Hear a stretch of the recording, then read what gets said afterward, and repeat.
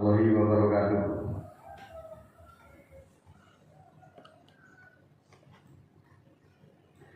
Alhamdulillahilladzi khalaqa samawati wal arda wa ja'ala dhulumati ila nur summa ladzina kafaru bi rabbihim ya'dilun waladzi khalaqakum min tin summa qad wajara wa ajal musamma indahu summa antum tantarun wa Allahu bis samawati wa bil ardi ya'lamu sirrakum wa jahrakum wa ya'lamu ma taksibun.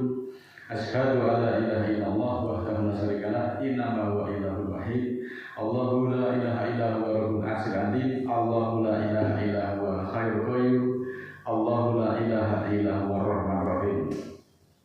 Rabbi shrah li sadri wa yassir li amri wahlul 'uqdatam min lisani yafqahu qawli waj'alni waziran min ahli. Saudaraku yang dimuliakan Allah, mengawali majelis pada kesempatan ini, marilah kita senantiasa kita panjatkan puja dan puji hanya kepada Allah semesta penguasa semesta ini, dan kita telah dibimbing, diberikan petunjuk, dimudahkan langkah kita untuk mendatangi majelis ini. Saudaraku, pada beberapa kesempatan yang lalu kita sudah banyak sekali membahas berbagai tema. Nah, pada saat ini kita akan selingi, yaitu tema yang sebenarnya sangat klasik, namun menurut saya masih cukup menarik untuk kita bahas, yaitu sejarah perintah sholat. Kenapa ini saya katakan klasik namun menarik? Karena masih banyak sekali persepsi-persepsi yang antara satu dengan yang lainnya saling berbeda-beda tentang sejarah berdirinya atau perintah sholat ini. Ada yang mengatakan sholat itu hanya dilakukan oleh umatnya Nabi Muhammad. Ada juga yang mengatakan ya, umat-umat sebelum Muhammad itu juga sholat, tapi sholatnya beda. Kemudian ada yang mengatakan bahwa sholat itu dulu awal-awalnya itu 50 kali di dalam sehari semalam, dan sholatnya sekarang itu hanya 5 kali, dan masih banyak sekali berbagai pandangan yang satu dengan yang lainnya tidak saling ketemu. Oleh karena itu, di dalam kesempatan yang mulia ini kita akan membahas sejarah yang berkaitan dengan perintah sholat itu dari perspektif Al-Quran, supaya kita ada pemahaman dan kita tidak saling kacau di dalam pemahaman tentang sejarah berdiri atau sejarah perintah yang berkaitan dengan sholat itu. Saudaraku, bahwa semua nabi itu semuanya adalah melakukan sholat, karena sholat itu adalah perintah ibadah yang sudah ada sejak nabi-nabi terdahulu, termasuk Nabi Muhammad. Sholat yang dikerjakan para nabi terdahulu memiliki tujuan yang sama dengan sholat-sholat yang kita laksanakan sekarang, yaitu untuk beribadah dan bersyukur kepada Allah. Perlu kita ketahui bahwa manusia zaman dahulu itu lebih banyak jumlahnya dan juga lebih patuh dalam pelaksanaan perintah sholat dan juga hukum-hukum Islam, satu-satunya agama yang diakui oleh Allah. Jadi saya mohon jangan kita tuh merasa bahwa kita tuh adalah umat yang paling penting daripada orang-orang terdahulu. Dan juga sholat itu bukan pertama kali dilaksanakan oleh umat Nabi Muhammad saja, tetapi semua nabi itu mengajarkan sholat. Sejak zaman dahulu kala, zaman sekarang pastilah sama sholat itu, karena berasal dari Tuhan yang sama, berasal dari Allah yang sama, Allah yang satu. Karena hukum Allah itu berlaku sama, tanpa koreksi, tidak pernah diamandemen, tidak pernah ada perubahan. Oleh karena itu mari kita perhatikan di dalam ayat Al-Quran sebagai berikut. Yang pertama adalah surat kedua, surat Al-Baqarah ayat 136.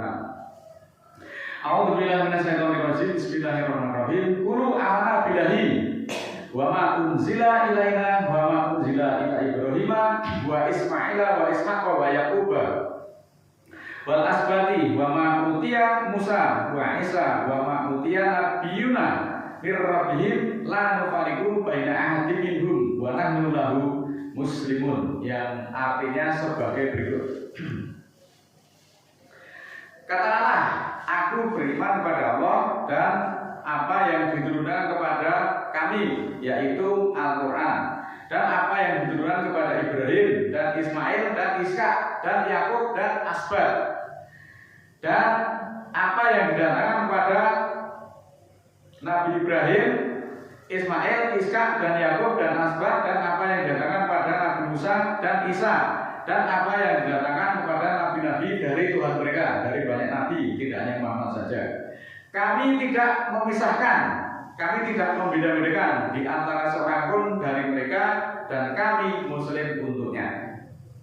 Muslimin yang dimuliakan Allah, selama ini kita memang sering mendapat banyak keterangan-keterangan yang mengatakan bahwa Muhammad Nabi itu sewaktu Mi'raj itu menerima perintah sholat langsung dari Allah. Jadi Muhammad Mi'raj itu menyebut perintah sholat langsung menghadap Allah, yang jumlahnya adalah 50 kali di dalam sehari semalam.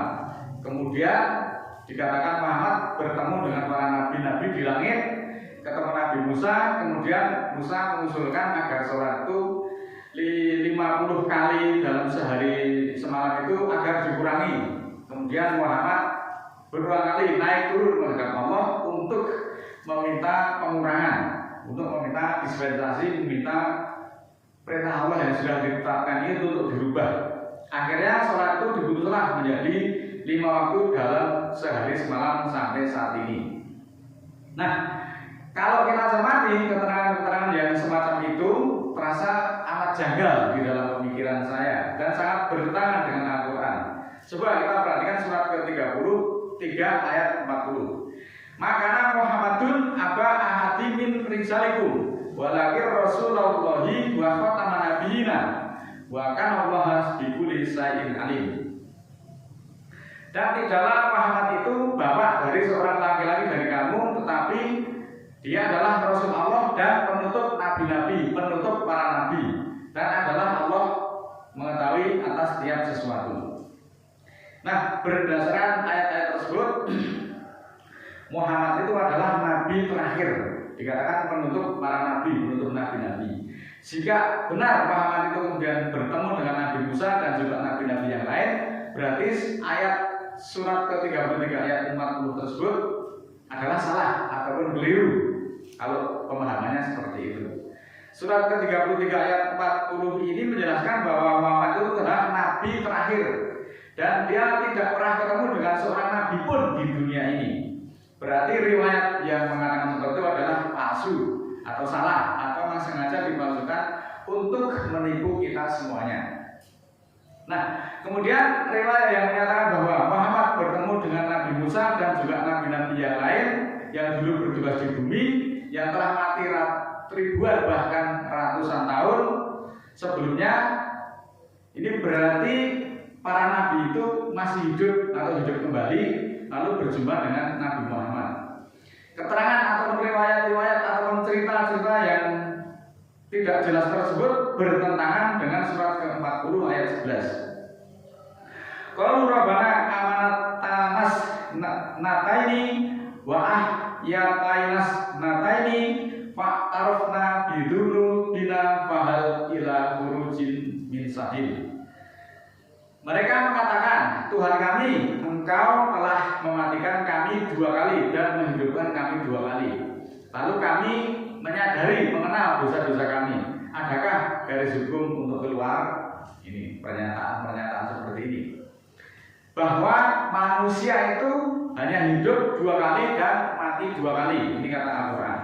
Mati yang pertama yaitu manusia itu sebelum dilahirkan oleh ibunya. Dan mati yang kedua yaitu matinya setiap diri yang semuanya akan mengalami mati di dunia ini, termasuk kita ini nanti juga semuanya akan mati. Sedangkan hidup yang pertama itu hidup sekarang yang kita jalani ini, di mana kita saat ini bisa beraktivitas, bisa makan, minum, bisa berjalan ke sana kemari, bisa melaksanakan berbagai perasaan, merasakan semua hal-hal panas, dingin, sakit dan seterusnya. Kemudian hidup yang kedua yaitu nanti setelah kita itu dibangkitkan di akhirat nanti. Itulah 2 kali mati dan 2 kali hidup, pengertian yang pasti nanti kita akan mengalami semuanya. Dan tidak ada hidup ataupun mati selain di 2 tempat tersebut. Jadi jelaslah bahwa cerita-cerita yang selama ini adalah palsu, mengada-ada, dan kalau kita ikuti bisa-bisa itu sangat-sangat menyesatkan kita semuanya.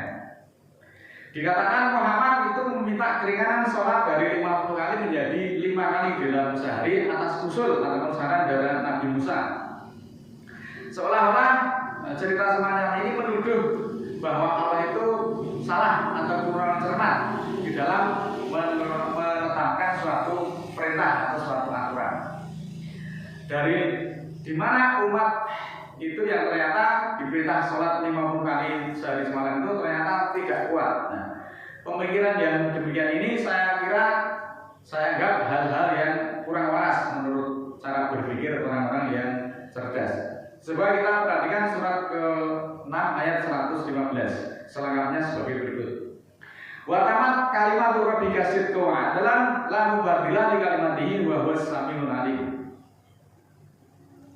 Telah tamat, telah sempurna, telah selesai kalimat Tuhanmu dengan benar dan adil, dan tidak ada perubahan bagi kalimat-kalimatnya. Dan Allah Maha mendengar lagi Maha mengetahui. Nah, ayat tersebut menjelaskan bahwa Al-Quran, perintah dari Allah itu telah tamat, telah selesai, telah sempurna dengan benar dan adil, tanpa ada kesalahan, tanpa ada revisi, tanpa ada perubahan. Di dalam surat ke-33 ayat 62 dan juga surat ke-35 ayat 45 juga menegaskan tiada perubahan bagi kalimat Allah. Selanjutnya surat ke-30 ayat 30 juga menyatakan tidak ada perubahan bagi ciptaan Allah. Jika masih ada yang melewatkan terjadinya tawar-menawar antara Allah dengan Nabi Muhammad tentang jumlah sholat, tentulah pernyataan Allah pada beberapa ayat tersebut tidak benar. Mungkinkah hal ini terjadi bahwa Allah telah salah di dalam menetapkan suatu perkara? Pastilah itu tidak mungkin terjadi.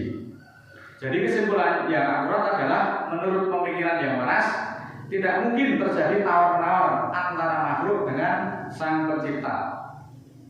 Ketika Allah sudah menetapkan perkara, pasti semuanya hanya samina wa atona, dan Allah juga tidak akan merevisi atau merubahnya. Perkataan orang yang di dunia aja yang namanya Sabdo Blitora itu datang mula wali, ketika sudah menetapkan itu ya sudah menjadi hukum. Apalagi ini Allah itu adalah rajanya para raja di semesta raya ini. Masa Allah menetapkan perintah kok bisa ditawar-tawar sampai sekarang menjadi 50 kali. Oleh karena itu, hendaklah kita juga berpikir kritis. Oleh karena itu, marilah kita pelajari, kita simak ayat Al-Quran tentang sholat 5 waktu secara gamblang. Al-Quran menjelaskan sebagai berikut. Di dalam surat ke-17 ayat 78, Aqimi sholata lidulukis samsi ila ghosakil laili wa qur'anal fajri inna qur'anal fajri kana mashuda. Dirikanlah sholat pada waktu matahari condong sampai gelap malam, dan Al-Quran di waktu fajar. Bahwa Al-Quran di waktu fajar adalah yang dipersaksikan. Dirikan sholat pada waktu matahari condong itu yaitu pada waktu zuhur, di mana ketika matahari itu ada di tengah-tengah atau di titik khatulistiwa, itu tidak ada bayangan sama sekali. Kemudian selisih 1 menit itu matahari sudah condong ke barat. Itu waktunya kita melaksanakan sholat yang disebut dengan sholat zuhur. Dan pada kegelapan malam yaitu isya, dan waktu fajar yaitu sholat subuh atau sholat fajar. Sudah ada 3 waktu sholat yang dijelaskan menurut surat ke-17 ayat 78. Selanjutnya di dalam surat Hud surat ke-11 ayat 114, wa aqimi sholata tarafin nahari wa zulafan lail minal lail inal hasanati yudhibna sayyati dalika dzikru lidzakirin. Dirikanlah sholat pada 2 ujung siang atau 2 tepi siang dan permulaan malam. Sesungguhnya kebaikan itu melenyapkan kejahatan dan pemikiran atau peringatan bagi orang-orang yang memikirkan. Nah, di sini ada perintah untuk mendirikan sholat itu pada 2 ujung siang. Di mana kita sudah tahu ujung siang yang pertama itu adalah waktu duha, itu di mana itu juga ada perintah untuk sholat, yaitu sholat duha, meskipun itu juga dikatakan sebagai sholat sunat. Kemudian ujung siang yang kedua yaitu waktu asar. Waktu asar itu adalah ujung siang yang kedua. Kemudian di tengah-tengahnya duha, asar dan maghrib. Itu lengkap sudahlah keterangan tentang sholat dari dulu, semuanya sama ayat Al-Quran. Sholat itu dari dulunya hanya 5 waktu, yaitu zuhur, isya, fajar atau subuh dan duha, meskipun itu duha disebut sebagai sholat sunat, kemudian asar dan maghrib. Al-Quran tidak pernah mengatakan bahwa sholat itu awalnya 50 kali, kemudian direvisi menjadi 5 kali. Demikian sedikit pembahasan dari perspektif Al-Quran, mudah-mudahan bisa menjadi pemikiran dan meluruskan pemahaman kita sampai saat ini. Marilah kita memohon kepada Allah. A'udzubillahi minasyaitonirrajim. Bismillahirrahmanirrahim. Allahumma ighfir lil mu'minina wal mu'minat al-ahya'i minhum wal amwat innaka sami'un qaribun mujibud da'wat innaka 'ala kulli syai'in qadir. Rabbana la tu'akhidna in nasina aw akhtana. Rabbana wa la tahmil 'alaina isran kama hamaltahu 'alal ladzina min qablina. Rabbana wa la tuhammilna ma la taqata lana bihi wa'fu 'anna waghfir lana warhamna anta maulana fansurna 'alal qaumil kafirin. Rabbana ighfir lana dzunubana wa kaffir 'anna sayyi'atina wa tawaffana ma'al abrar. Rabbana la tuzigh qulubana ba'da idh hadaytana wa hab lana min ladunka rahmah innaka antal wahhab. Subhana rabbika rabbil izzati 'amma yasifun wa salamun 'alal mursalin walhamdulillahi rabbil alamin. Wassalamualaikum warahmatullahi